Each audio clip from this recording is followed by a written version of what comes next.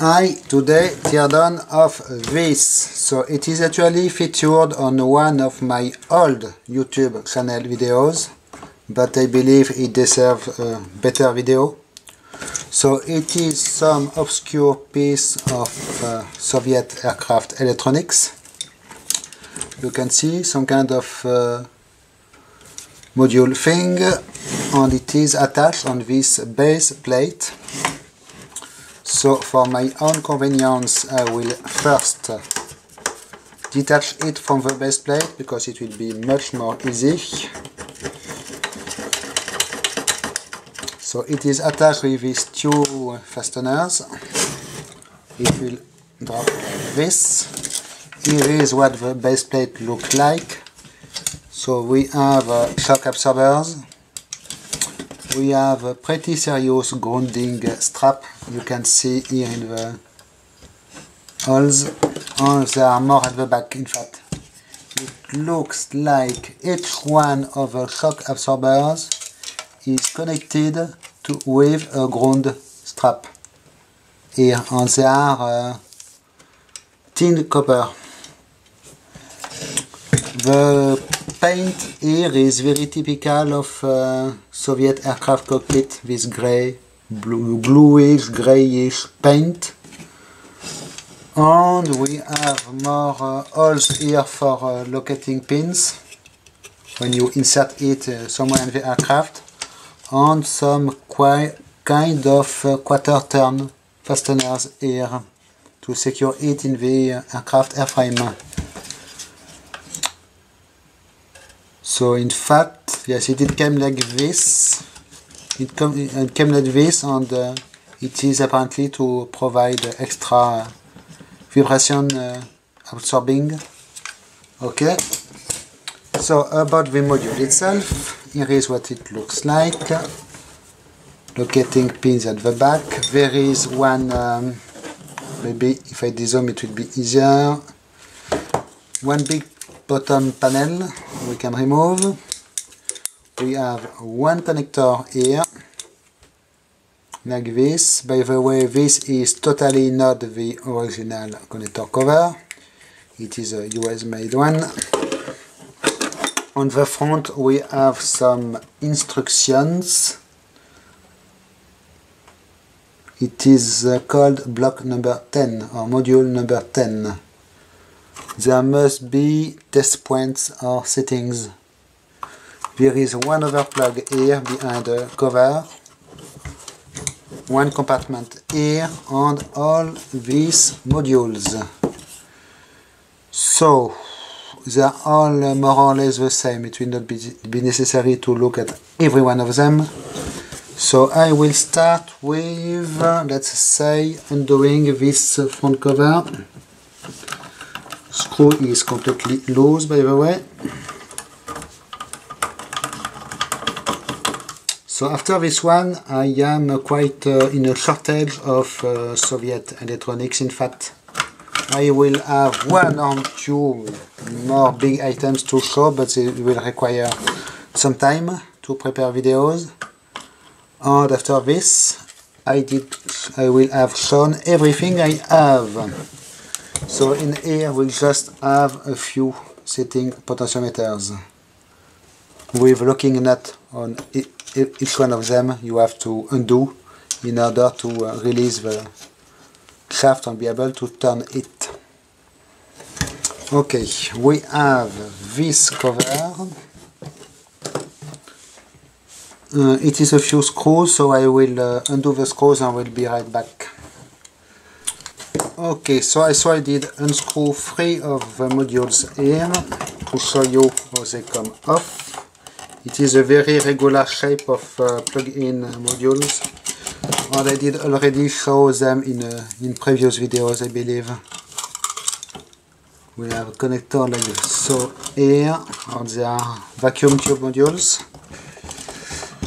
So I will remove these 3 ones in order to have a better access here. It is interesting to note how they did use some kind of seal around the connector, and the very nice brown amber tone color of materials it use. It come, okay. Each time you have the model number of a module written here, so you cannot mismatch them. So here behind this cover there is just one screw left. You can see a lot of ventilation holes, cooling holes. Here is what we have, and it is quite very interesting, by the way. So obviously vacuum tubes, two here in these covers, and two little ones here. I will undo this one, for instance.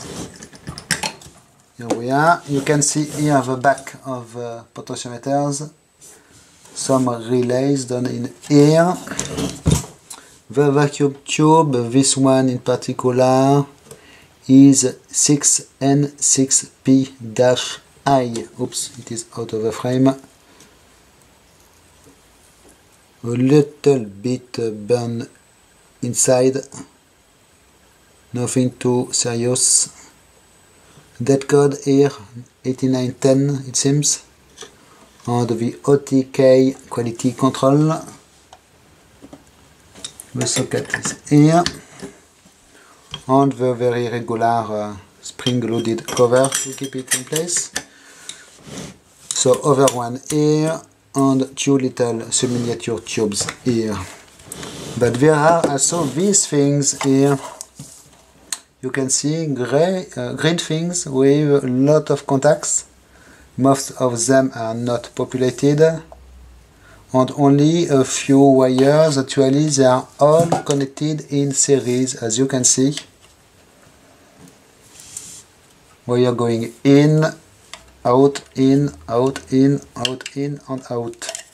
Maybe also it is connected to the ground with these screws. Actually these are some kind of delay line networks. It is a combination of inductors and ceramic capacitors inside this, but it is completely potted and it is not possible to open them non-destructively, but I believe you can find them onto a website I will link in the video description.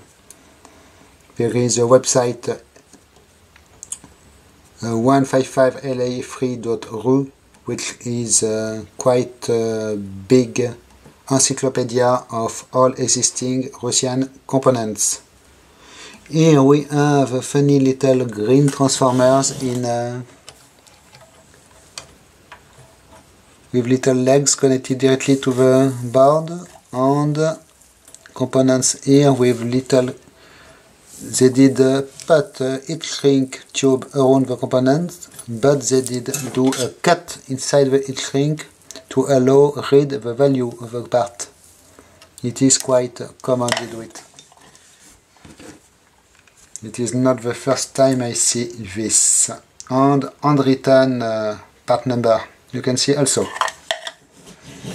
Okay. Next, and probably the most impressive thing is the bottom, because you remember this ugly cover at the bottom, but in fact if I undo it, the insides are pretty impressive and clean. Look at this point-to-point strips with a parts mounted on them, and very clean and nice work in this thing. So I will zoom where to start. So mostly we have capacitors, resistors, and a few metal can diodes. You can see there is a strip here attached to the side. One here, here at the back. So it is fun, these pins, locating pins are spring loaded in fact. Little grey transformers here, metal can relay here. They cover 9079 here on this one. Very old school probably multi-layer mica capacitors, I guess. Here you have the connectors for the modules at the bottom. And more of the same stuff, very nice capacitors here also on this board. More grey capacitor here. And more of relays.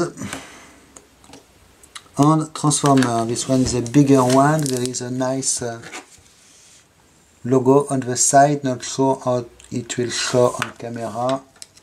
Here. And also we have a nice logo on the side of the relays here. For some reason on this relays it did include a red plastic cap at the bottom, but this one has a white plastic cap. It is just to provide a little bit more of protection to the relay. Sometimes it is not fitted.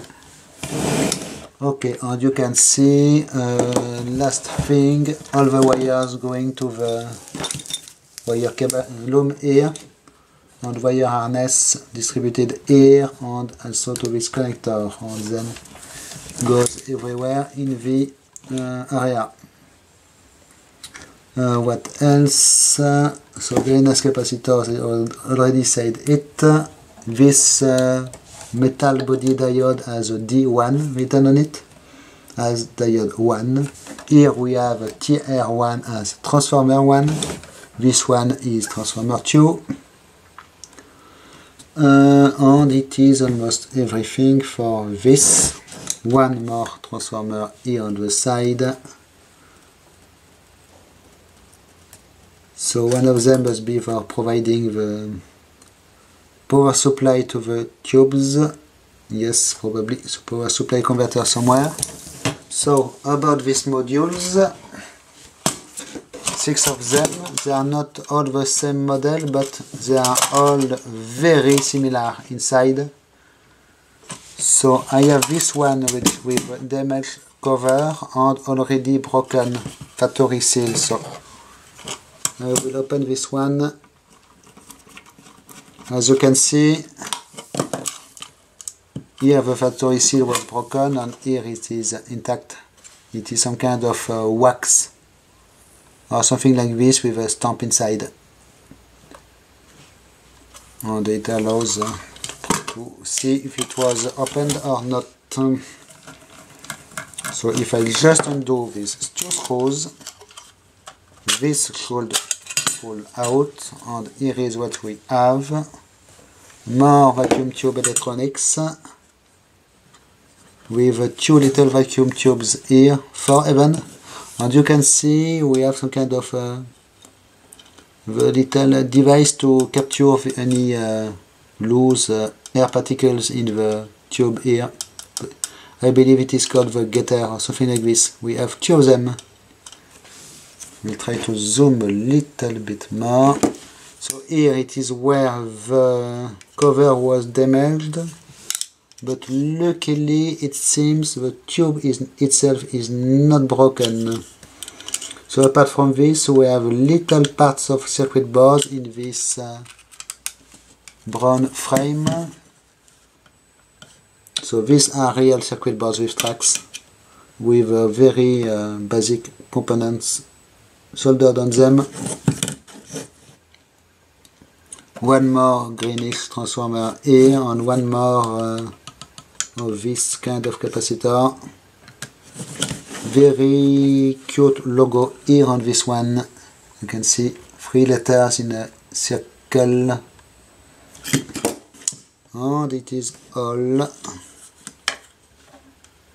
So I wonder how they did attach the circuit boards to the frame. It looks like it is covered with a lot of conformal coating everywhere. Oh, actually we have 2 little screws here, but I cannot even lift the wire because it is glued with conformal coating. And there is another one here. And the connector is also very heavily glued in place with the conformal coating. You can see it is a separate piece from this, but it is completely dipped probably in the conformal coating in manufacturing, except for the vacuum tubes themselves. Yes. So by the look of it, the other modules will be very similar. Yes, each time it is the same thing. We have 4 vacuum tubes with, it is interesting to note, little cutouts here and also test points. So I am not sure if the cutouts are for cooling or in order to be able to check if the tubes are glowing or not. Because if your tube is not glowing, it means the heater is cut and the tube is not working anymore, so it may serve dual purpose. And each one of the module has his own serial number, of course. Okay, so about this item, I probably got it a very long time ago, probably from German eBay, and probably it was like under 5 euros or something like this, with 20 or 30 euros of shipping. Okay, so it is a little bit in a rough condition, but quite interesting. So here we are for this. So thanks for watching. Bye bye.